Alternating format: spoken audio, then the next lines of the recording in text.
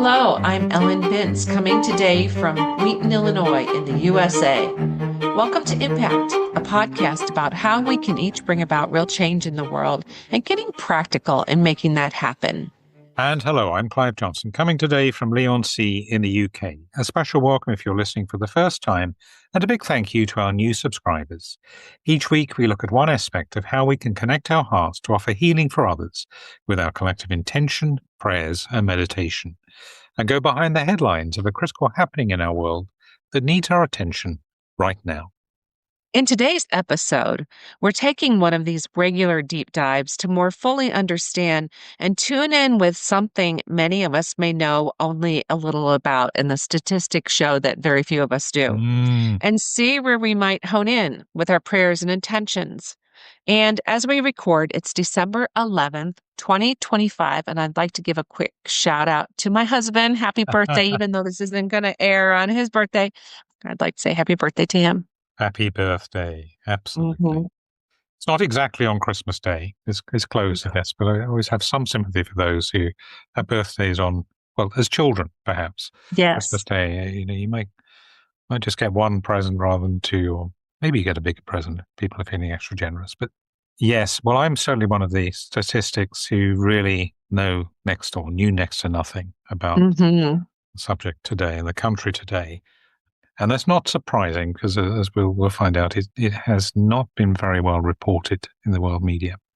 As surely as the world turns, at any moment, we know that thousands of people are facing the serious life-changing consequences of flooding, drought, or some other environmental catastrophe directly caused by or being amplified by climate change. In the immediate weeks before recording today's episode alone, such crises include the continuing droughts in war-torn Darfur, the worst drought in 40 years across the whole of the Horn of Africa, which in Kenya alone has seen more than 2 million people face food insecurity, and in Somalia, nearly double that number facing acute food shortage. In East Asia, recently, 3 cyclonic storms hit the region in rapid succession that did make the news, bringing devastating flooding to Indonesia, Sri Lanka, Thailand, and Malaysia especially, with at least 1,500 people known to have died, and at the time we are recording, nearly 1,000 still missing. In Thailand, the city of Hat Yai experienced 335 millimeters of rain in a single day, the highest rainfall recorded there in 300 years. While a national emergency was declared in Sri Lanka, whose president called the crisis the largest and most challenging natural disaster in the country's history. Rainfall in some provinces of Vietnam exceeded anything seen in the past 50 years. And across the Amazonas region in South America, many rivers continue to rise at dangerously high levels, following flooding that inundated the remote land of indigenous communities in Bolivia earlier this year. However, today we focus on just one such emergency. And as we said, it's one that's received very little attention in the world media: the continuing drought in Angola in southwest Africa. In fact, for the 3rd year running, Angola topped the poverty-focused nonprofit CARE's non-government organization, their list of the most underreported humanitarian crises. CARE closely monitors the extent of media coverage of world disasters and publishes its findings in an annual report. In fact, it seems to be one of its main purposes, is actually seeing how visible different crises are. So it's quite extensive, the monitoring that they do. It's amazing. And because I think our listeners know that I'm geographically challenged, I had to look up where Angola was and do a little research. And I guess I just kind of thought Sudan was the most underreported, but I guess if I knew that, it means it's reported. So it's kind of a vicious cycle there. There are others as well. It is top of the list, but there are others. I mean, certainly in Southern Africa, Zimbabwe, Zambia, I believe Madagascar, I might be wrong there. They've all been facing very serious drought. Yeah. Oh, these poor people. Yeah, we're just not hearing it. Yeah. So what's happening in Angola that the world is turning a blind eye to? Well, they experience their worst drought in over 40 years, a crisis that has pushed more than 2 million people into urgent need of humanitarian help. Especially the southern provinces of Kunenu and Wila and Namiba are facing both food and water scarcity that threatens the survival of millions. The current crisis results from several interrelated causes, all of which we've seen before. Mm. The 2023-24 El Nino phenomenon triggered extreme dry conditions, including the driest February in over 4 decades, delaying rainfall and leading to severe dry spells in the very months when crops need water for grain filling. Climate change has fundamentally altered Angola's weather pattern, with its annual mean temperature increasing by 1.4 degrees Celsius since 1951. Paradoxically, when the rains do arrive, flooding has become more intense, making agricultural planning nearly impossible for farming and communities. Approximately 85% of the population work in rain-fed agriculture, meaning crop success depends entirely on predictable rainfall, a condition that, as we said, climate change has eliminated. 88% of what are mainly small and medium-sized farms lack anywhere near the adequate means needed for effective irrigation. Between 2005 and 2017, climate-related disasters cost Angola approximately $1.2 billion, draining resources that could have been invested in resilience building infrastructure. The country's limited adaptive capacity, combined with high poverty levels and inadequate water resource data to assist planning, creates what experts call a climate vulnerability trap. I've never heard that term before. No, no. It seems pretty descriptive, though, doesn't it? Mm-hmm. So, looking at some of the consequences of the drought, it has decimated food production across the southern part of the country, especially. It is a large country, Angola. I was trying to think of the capital, which escapes me. Lusaka? Is that right? I can't remember. Don't ask me. I used to know them all. Oh, wow. Good for you. Tens of thousands of tons of the main food crops, cassava, maize, millet, and sorghum, have been lost as crop production fell 40% below average in drought-affected areas. And some farmers reporting harvests less than half of what they produced in 2023. The drought has not only destroyed current harvests, but also depleted seed stocks needed for future planting seasons. Over 60% of livestock farmers reported decreased herd sizes, with approximately 20% attributing their losses to mortality caused by a lack of water and pasture. The loss of oxen used for ploughing fields has further compromised farmers' ability to cultivate their land. As of today, an estimated 2.2 million people face acute water scarcity as a direct consequence of the drought. And according to UNICEF, approximately 80% of existing water points and systems in southern Angola are not operational, exposing affected communities to compromised water, sanitation, and poor hygiene conditions. Women and girls, who traditionally bear responsibility for water collection, face dangerous journeys of 20 to 30 kilometers in search of water. Extraordinary, isn't it? Oh my gosh. Carrying Each way, each way. right? Yep, And yep, yeah. yep. And in some areas, 3,000 liters of water costs $15, which is a totally unaffordable expense for impoverished families. The water crisis has already triggered cholera outbreaks, communities forced to dig boreholes in dry riverbeds and consume contaminated water. Some rivers that once flowed abundantly have stopped flowing entirely. The malnutrition crisis is particularly severe among children. An estimated 114,000 children under the age of 5 are suffering or likely to suffer from acute malnutrition, with serious effects on their physical and mental development. Nationally, 38% of children are stunted and 5% acutely malnourished, while in Huila province, the number of children who are stunted is 1 in 2. Mm.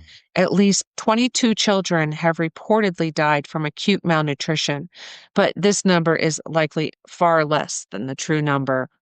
As commonly happens when such crises take their toll, the drought has triggered significant population movements. In search of water and grazing for their cattle, families have sought to migrate to other provinces and neighboring Namibia. Nearly 8,000 people arrived at Angola's main camp for internally displaced persons in Kaluga, fleeing months of hunger and water shortage. A further estimated 16,000 people were repatriated from the Republic of Namibia after seeking refuge across the border. Mm. So, what has the response of the government and others been to the crisis? Angola's government has sought to coordinate policy level responses to the drought under the leadership of an interministerial committee. The government has implemented a drought response plan that includes major adaptation and mitigation projects. One flagship initiative is the Kafu Canal, which diverts water from the Queen River to combat drought effects in the southern provinces. The government has also piloted the Kwenda project, which is a monetary social transfer program designed to provide cash assistance to vulnerable populations. And my goodness, by the sounds of things, they need that just for the basics like water. At a local level, provincial authorities in Wila and Kunenu are working directly with humanitarian partners to respond to the acute malnutrition millions are facing. The Ministry of Health, supported by UNICEF, has established community kitchens targeting malnourished children in affected areas. Provincial health departments have also provided training for health technicians on maternal, child, and adolescent health programs, focusing on nutrition interventions. The Angola Red Cross has recruited community and health development agents to conduct health promotion activities, identifying danger signs of malnutrition and promoting adequate hygiene and sanitation practices through various activities. Traditional birth attendants continue supporting deliveries in remote areas where access to health facilities, and again, basics like water, is limited. Although they are working, as we can imagine, under extremely challenging conditions and often without clean water. As we've often noted for other crises, communities have shown remarkable resilience in seeking to adapt their lifestyles and ways of working, although these are increasingly inadequate against the drought's severity. For example, some families have resorted to consuming wild leaves when food supplies have been depleted, despite suffering from sickness, diarrhea, and skin conditions such as scabies due to poor nutrition and hygiene. Some community members travel to towns to sell firewood to buy food, although this provides only marginal relief. Traditional cattle breeders have modified their grazing patterns and attempted to preserve their livestock, but still face severe losses and a heavy reduction in the pastoral land available to them. So, some international aid agencies have responded to the crisis. The United Nations World Food Program, the WFP, has been central in the response to provide integrated nutrition assistance and food support. In July this year alone, WFP distributed over 110 metric tons of food assistance to several thousand individuals, although funding constraints mean rations met less than half of daily caloric needs. WFP had actually already acted to implement anticipatory measures last year, repairing water points before the drought peaked. This is a strategy that's proved more effective than traditional post-disaster responses.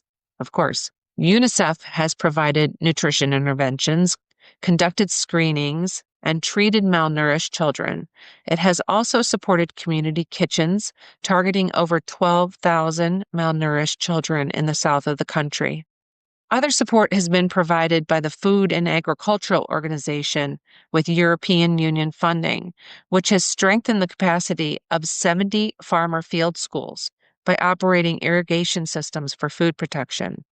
The United Nations High Commissioner for Refugees is also working to support refugee populations in Lunda province affected by food insecurity. The World Bank, International Federation of Red Cross and Red Crescent Societies, and Central Emergency Response Fund have allocated funding to support climate resilience and water resource management in Angola, as well as for the humanitarian response. Japan, Canada, and the EU have also provided some funding or humanitarian assistance. Various non governmental organizations have also staged appeals to respond to the drought. However, while these initiatives have helped many families, their impact falls short of what's needed, and the humanitarian response faces severe funding shortfalls. For example, the WFP's response is severely underfunded, while the IFRC emergency appeal for Angola has mobilized only 16% of the required 10 million Swiss francs, preventing expansion of its operations to fully assist the starving populations. These funding gaps mean significant numbers remain unreached. Current food rations for refugees, as we said, meet less than half of their daily caloric requirements due to financial limitations. Operational constraints are having an effect too. For example, limited technical and staffing capacity has hampered the integration of climate change considerations into water infrastructure planning and development. Poor road conditions in rural areas have made some communities difficult to reach, with a lack of communication networks further hindering connections with affected populations. While coordination mechanisms exist, the complexity of the different organizations who are trying to respond to the crisis presents a major challenge. International organizations, government ministries, national and international NGOs, faith-based organizations, and national donors all operate with different mandates, timelines, and approaches. Ensuring synergy and avoiding duplication requires constant communication and alignment, which is difficult to achieve when resources are stretched and response needs are urgent. In the longer term, current economic modeling shows that without adaptation measures, climate change impacts could reduce Angola's GDP by up to 6% by 2050. Agriculture will be the hardest hit, with agricultural productivity potentially 7% lower by the middle of the century under these high emission scenarios. Annual crop production losses due to drought, currently about 1.7%, could rise to, incredibly, over 12% of total production, representing substantial further losses in the future. Southeastern Angola is projected to become drier and its water infrastructure grossly inadequate. With 80% of water points in southern Angola already non-operational, and the financial programming for the National Water Master Plan estimated at, wait for it, $110 billion, that goes through to 2040, the scale of investment needed far exceeds available resources. Over the past decade, Angola has received just 1% of what it needs in development assistance from OECD countries to carry through its planned climate change adaptation plan. Perhaps a measure there of the fact, again, it's hardly visible, this crisis in the Western world. And without significant investment in water harvesting, storage, and distribution systems, the cycle of drought vulnerability will intensify, particularly as rainfall variability increases. High levels of poverty, food insecurity, and child malnutrition are forecast to increase in the coming years. Without radical transformative interventions to address the root causes, including climate adaptation, modernizing agriculture, nutrition sensitive programming, and bolstering social protection systems, these rates will worsen as droughts intensify. Climate change is also threatening Angola's ability to diversify its economy. Agriculture, fisheries, energy production, and urban development are all sectors that are sensitive to climate variability. At the same time, building the human capital necessary for Angola's future development is becoming increasingly difficult when children suffer chronic malnutrition. Families are displaced by drought, and educational opportunities are disrupted. It sounds very bleak. Yeah. Yeah. Yes. So, It's hard to know if there suddenly was a lot of rain the water points were filled, the reservoirs and so on, the rivers started flowing as they have in the past, how quickly this could turn things around. Well, the statistic that 80% of the water points are non-functional, it Yes. sounds like there needs to be some technology brought to the country too. Yes. Yes. And not, uh, hopefully some repair to those water points before the water comes. Maybe we can ask for that. Mm. Yeah. So, what is now most needed to arrest the impacts of the crisis in the coming years? As we've said, immediate scaling of humanitarian financing is critical. Food and nutrition advice requires full funding to reach the vulnerable.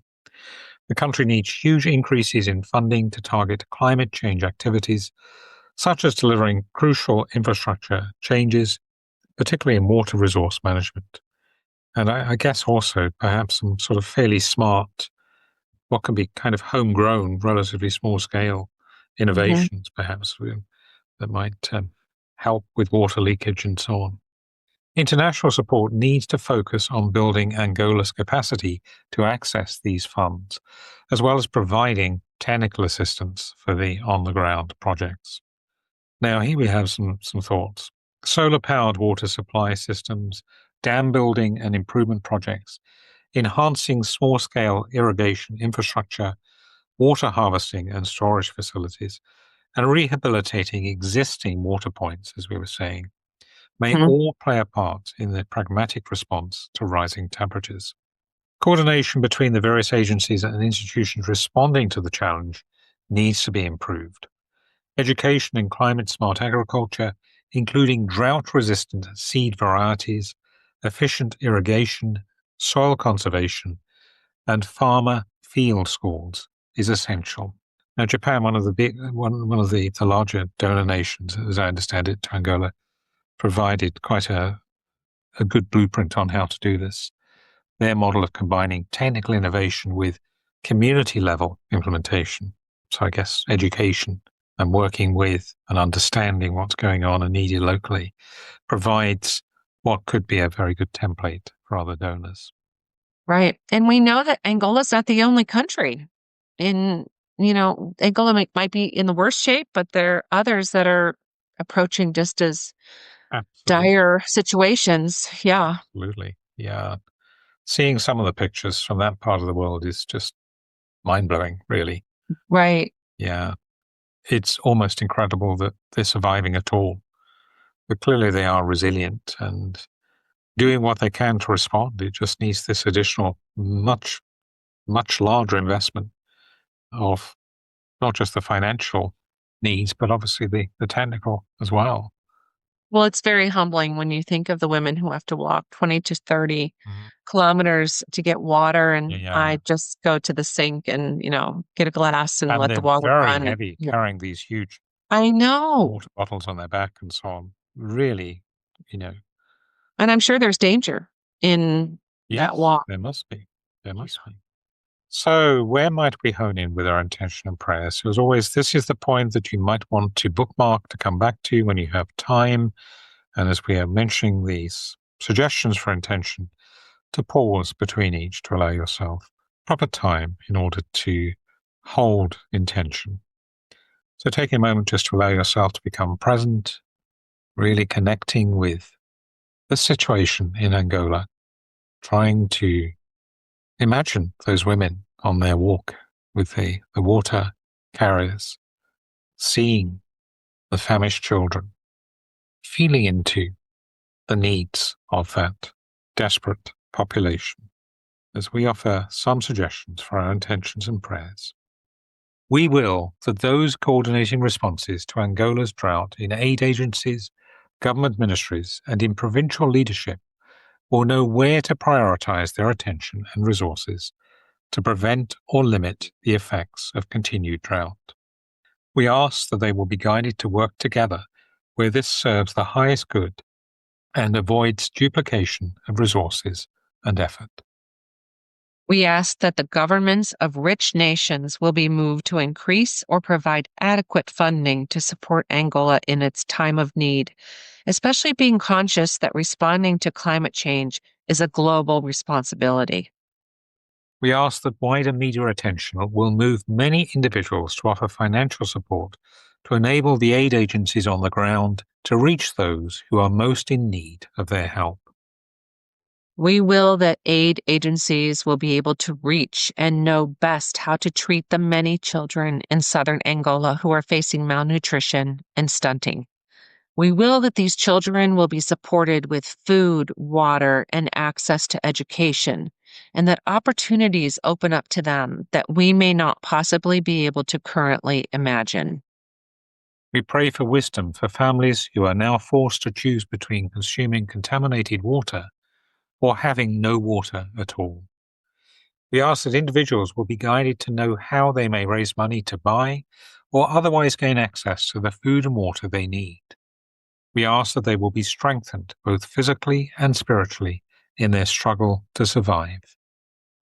We ask that all health workers, community health agents, birth attendants, and nutrition program staff working under extraordinarily difficult conditions will have wisdom, energy, and emotional resilience in order to be of service in the highest good. We will for wisdom for government officials to determine both immediate and longer-term policies that most effectively respond to the drought that the country now must face as its new normal. This week, as millions face severe food poverty in Angola owing to drought, we suggest holding as our main intention. We will that timely, adequate rainfall will come to southern Angola to replenish the country's rivers, refill water points, enable planting, and provide pasture for livestock. Please join us in holding this intention. We're all going to do a little rain dance for Angola. Yeah. And before we go, just to mention that we'll include a list of charities and NGOs that are accepting financial donations to support their response to the drought in our show notes, in case you feel able and moved to support them. Absolutely. So that about wraps it up for this episode. Remember, you can connect with us in the Facebook group and for live intention holding in Clive's daily Insight Timer offerings, and with me in the Labyrinth Activist Network's Zoom calls. Details of how to hook up with these are in our show notes. Look out, too, for our next special topic episode, which we'll be releasing in the next few days. Thank you for listening and for sharing with us in holding intentions. We look forward to connecting again next time. And in the meantime, thank you. Go well. Stay safe. And remember, we're more powerful together. Impact is presented by Ellen Binns and Clive Johnson and produced by Impact Productions. Our theme music is by Chris Collins and our logo artwork is by Auto Classic. Subscribe wherever you get your podcasts and please leave us a review on Apple Podcasts, Spotify, Audible or your favorite podcast provider. We're a non-commercial podcast dedicated to people of any faith tradition or none who yearn for healing in our troubled world. Please pass on the word so others may join us in making an impact. Thank you for listening.